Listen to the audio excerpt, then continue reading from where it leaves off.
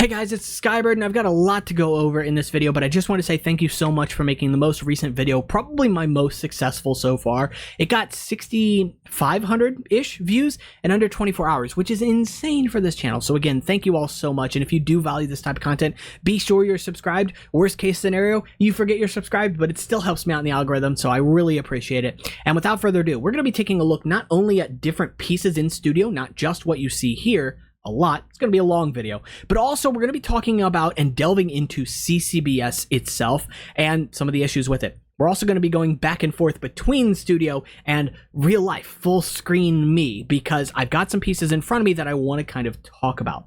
So without further ado, let's go ahead and get right on into it. And before anything, I just want to go ahead and plug the Discord real quick, because if you do want access to these pieces, they are available for free right now over on Discord. I don't make these pieces for people to pay for, so they're always free over there.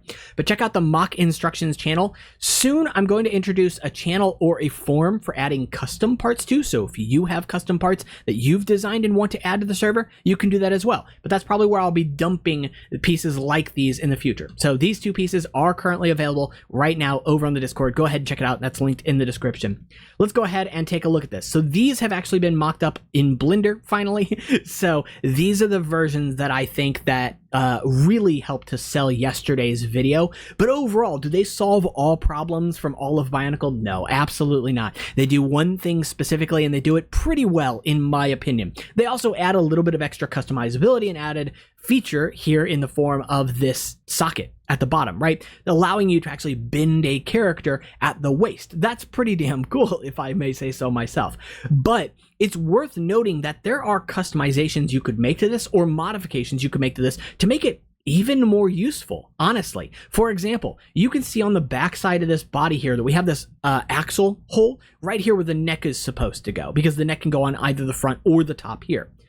But if you actually change that out for a pinhole, this build just kind of happenstance is compatible with the Ratuka launcher from 2005. Is that necessary? No, but it's cool to have it, right? Like, that's neat. So it is an option. You definitely have it as an option, but I wanted to talk about CCBS in full because I think that I made an offhand comment in yesterday's video that ended up clicking with a lot of people. I basically said that, like, CCBS is a ball socket system that never really takes advantage of the fact that it's a ball socket system. It doesn't use the sockets for what you would expect them to be used for, articulation, right? Instead, it uses them as a way to reduce parts to interface between body pieces, simplified pieces in this case here, and armor pieces. And that's fine in and of itself. I think that's a good way to get, like, kids, especially younger kids, into building sets like Bionicle sets, because some Bionicle sets can be kind of complicated. But a set like Hero Factory, or if you're familiar with Hero Factory sets, many of them can be fairly straightforward. Many can be built, one time with the instructions and then remembered for the rest of your life, because few of them really include a lot of extraneous pieces, what I'm just going to call for this video interface pieces. Those are your axles, your pins, pieces meant to connect two things together. CCBS, essentially what it is trying to do is remove as many of those interface pieces as possible. And on first glance, you might ask yourself, well, why? What would be the benefit of that? So let's go ahead and go into full screen really quickly.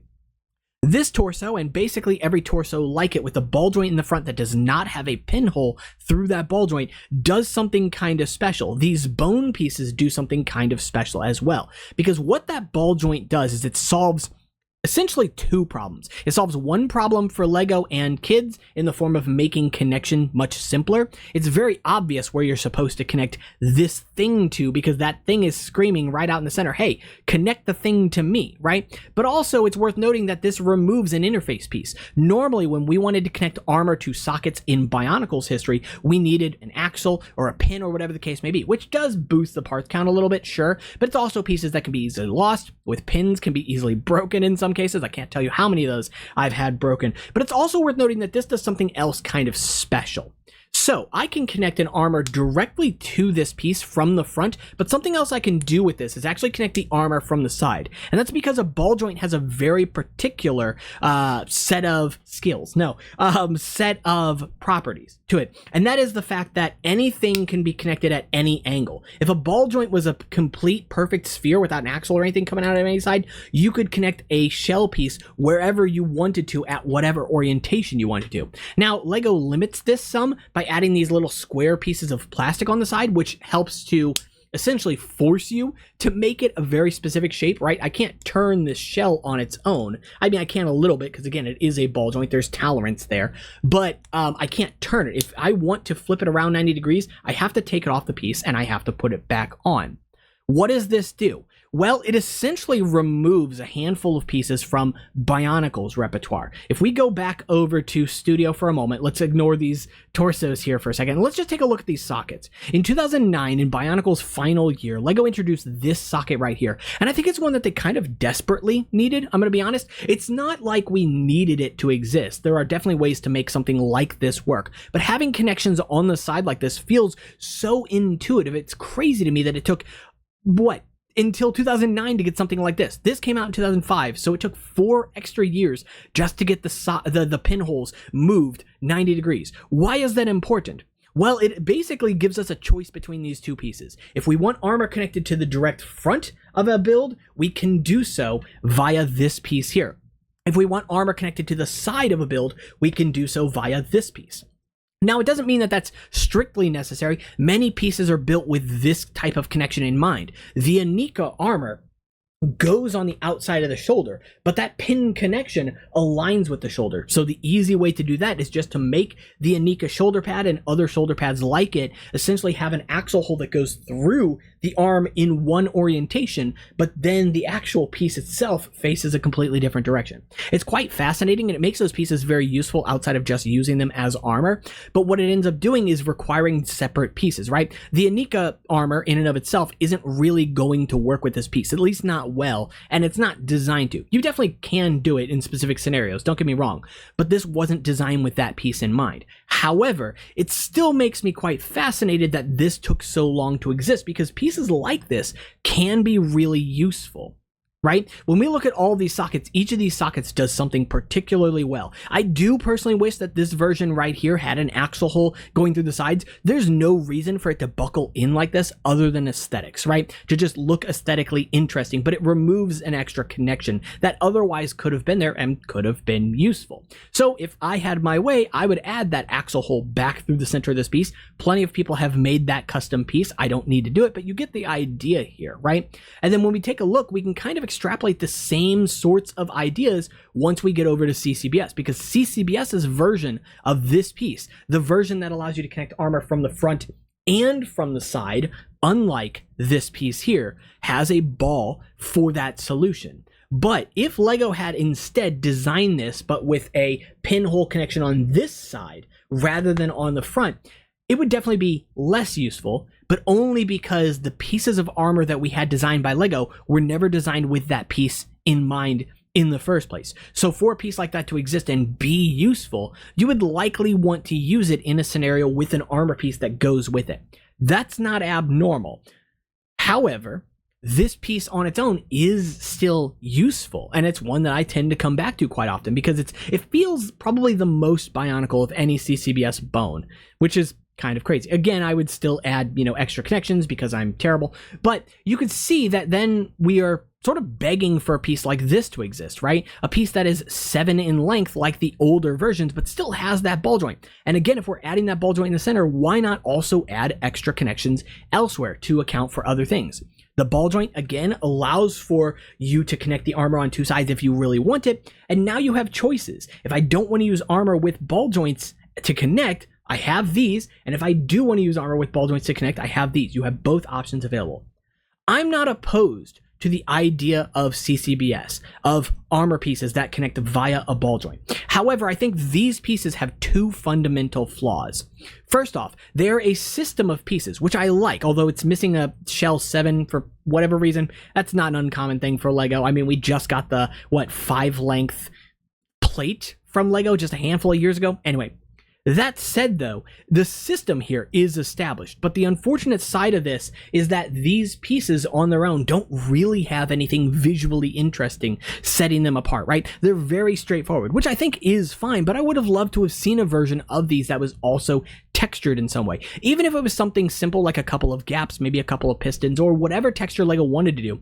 They could do the little polka dot texture that's, on a lot of pieces from the Anika and Paraka era and afterward as well. Just simple things like that, just to add something visually appealing there, right? give us 2 or 3 different versions of each of these, and I think people would be generally happy. But also, the second problem I have with these pieces is their interface, the way that they connect to armor add-ons, because these pieces, although functionally armor on their own, are designed to work with pieces like this, for example, and they do so via this double bar system. And that's interesting because that's new for Hero Factory, and it's not a bad system. However, I don't like the execution of this, right? We have double bars that connect to double bar holes, but why not instead have a piece like this? And in fact, I have seen plenty of bootlegs that do this route instead. Allowing the axle holes here affords you greater customization, right? While still providing friction for the bars here to grab onto,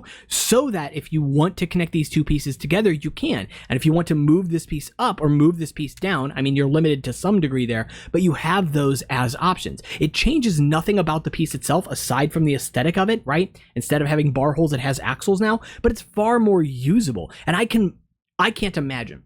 I don't have this piece right now. I'll probably get a bootleg of this at some point, probably to review on the channel. And if that's something you want to see, I do have Patreon linked in the description as well, because that's how I get those sets. That said, though, I still think, generally speaking, that a piece like this overall fits LEGO's fundamental design philosophy better, right? By leaning back into Technic, nothing before these pieces really used bars as an established connection type. There were no systems built around bars at this point in time, right? So adding it here felt very weird. It's not that the bars themselves are bad, but the proprietary connection of the double bar holes on this piece kind of are. They're inherently limiting. And if you want to think that that's bad, don't even get me started on the, oh god, what is it? The bin tin lower leg pieces, which have bar holes that are not a set distance apart. It's crazy because it cannot be used with any of these, and I don't know what LEGO was thinking with those, but that's a separate topic. Lastly here, we can also see that LEGO introduced all of these shells, as far as I'm aware, the first year of CCBS. So in year 1, they made 5 molds for these, and then no more. They did not give us another mold like these until Star Wars, and those were even more limiting. Rather than adding texture, which, I mean, this one's kind of textured, it's got the kneecap on it, it's a cool piece. It's fairly organic in its shape, but I like that. And you've got this one here, fairly rounded and good. Again, very simple, still leaning into the aesthetic of the other pieces, so you're not getting a lot of texture here, but you're getting a little geometry here at the very least, right? However, that's it. That is the family of CCBS armor pieces that aren't, torso armors, right? And that's really sad, because we do have other pieces from CCBS that do have texture. Textured armor pieces, textured paw pieces, which are weird, but definitely useful, and pieces like those. But then when it comes to body armor pieces strictly, we get left with something like this. Like I said, in concept, they're interesting. In execution, not so interesting, because we end up with builds that all end up just being the same over and over and over again. And so it makes it where when you go out and buy sets for the first time, you're like, oh, cool, I just got this set and it has like 2 new pieces in it. Yeah, it might have 40 pieces in the set, but every other one has been released elsewhere. And that's unfortunate, right? Obviously it saves LEGO a lot of money, but you feel like you were kind of ripped off because we were spoiled with Bionicle. And I'm not saying that every single set that LEGO makes needs to have a ton of new molds. Quite the contrary, actually. I really think there's a lot of novelty in using the same pieces over and over again in different colors and in new and creative ways. But in order for that to work, you have to design the pieces with that in mind. And so going back to this custom torso build, that's why I designed it the way I did. Does it look very Bionicle? Not necessarily. It's lacking the pistons and the greebling and things that you would traditionally see on a piece like this. But the reason for that is because this is purely and entirely designed to solve one problem, and it does it exceptionally well, in my opinion. It's not meant to be a perfect piece. It's not the end-all, be-all of torso designs, and it's not meant to replace any of them, except for the Makuto 2008 torso, because this is just that, but more useful, in my opinion. Anyway. With all that said, though, I still think that overall, you get some really interesting concepts here. It's just that it's never used to its full potential. CCBS was around from 2011 through 2018, guys.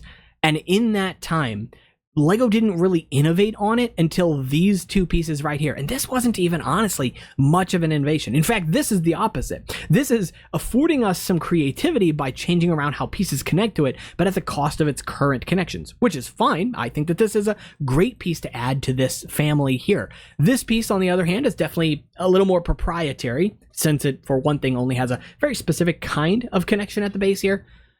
Overall, interesting pieces, interesting concepts. CCBS, for love it or hate it, it's fascinating.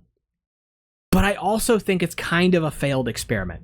Is it bad? No. If it was bad, I wouldn't have a collection of CCBS pieces. I'd probably sell them off. And I do find myself from time to time going back. But CCBS is at its best when combined with other systems, but it was not designed to interface with those systems from the ground up. Yes, we have pin connections on a handful of pieces. Yes, we have axle connections here and there, but there are a lot of baffling choices that Lego made that honestly, I don't understand. Certain pieces that you should expect to have extra connection points that just don't.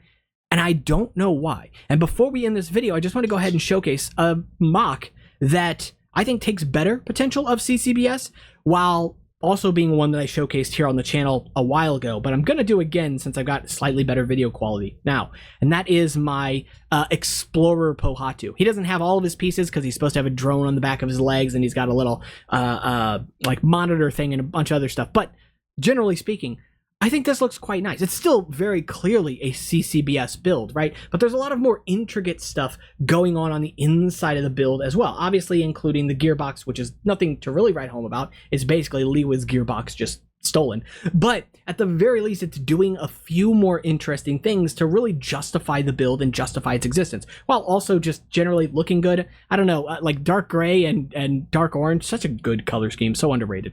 With all that being said, though, that's going to be it for this video. Hopefully you stuck around for this one. I know it was a long one, but again, I super appreciate anybody who checked out the most recent video, because I did not expect that one to go as well as it did. That was really just like, I've got a few minutes to record. I'm working on this thing. Let me just throw a video together about that. And you guys ate it up. I love that.